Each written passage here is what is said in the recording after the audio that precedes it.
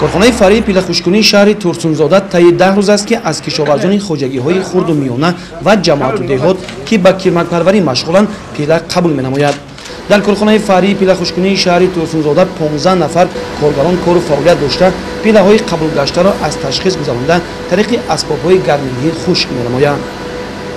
1 اپریل 2 коробка پیله گرفتم. تا امروز باشد 90 کیلو پیله سپردم.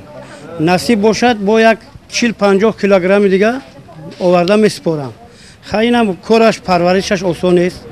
برای پیش بردن زندگی روزگار من هزومشم مثال یک طرف با در طرف روزگار زندگی میرود.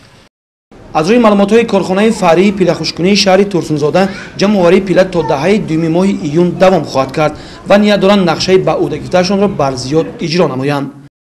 تخم پیله رو با شرایط‌های مهیا کرده زنده گرداندیم و اینک دوره نخ سینتز کنی پیله رفته ایستاده است.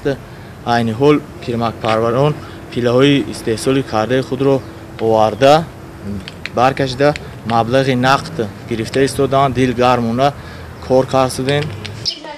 ساحه پیله پروری یکی از سمت‌های مهم خوجگی خلق نوحه شهرنو به حساب می‌رود. در نتیجه زحمت شبانه روزی امسال ساکنان نقشه دارند مثلا قوطی تا 60 کیلوگرمی پیله به دست آورده در اجرای نقشه سهمگذار باشند.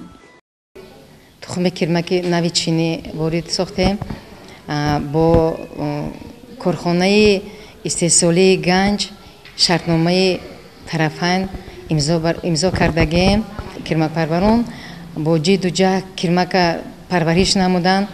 ما با کارمندای خود با کرمک پروران تست ملاقات کرده با آنها مصلحت ها دادیم. هر یک کرمک پرور در سری ترازو پیلای قبول نموده مبلغشان را پرداخت کرده ایستاده ایم. حرکت میکنیم که نقشه دورنمای سال 2018 اجرا گردد. از طرف ریاست کشاورزی نزد مقامات اجرایی حکومت دولتی نوحه شهرنو به همه کرمک پروران جماعت و دهات و خوجگی‌ها دستور داده شد که پرورش پیله را خوب به راه مانند و به تلف جمع‌آوری نموده به کارخانه فرعی پیله خشککنی نوحه سپارند. عملی گشتن برنامه رشد ساحه کرمک پروری و کارکرد پیله در جمهوری تاجیکستان برای سالهای 2012-2020 امکان داد که پرورش کرمک و استحصال پیله روی به بهبودی بیارد. فعلا کرمک پروران نوحه کوشش نموده ایستادند که برای پرورش شرایط‌های مساعد را فراهم بیارند.